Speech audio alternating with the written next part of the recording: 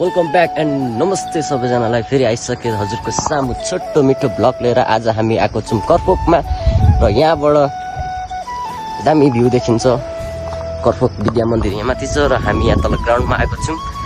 यतापट्टि धुप्पी गाडी नै मात्रै छ। अब हामी जाँदैछौँ धुप्पी गाडी भित्र र तपाईँहरूलाई देखाउँछौँ धुप्पी गाडी कस्तो मजा आउँछ। धुप्पी गाडी भित्र प्रवेश भइसकेको छौँ। कपालमा जाइरहेको छ धेरै छन्।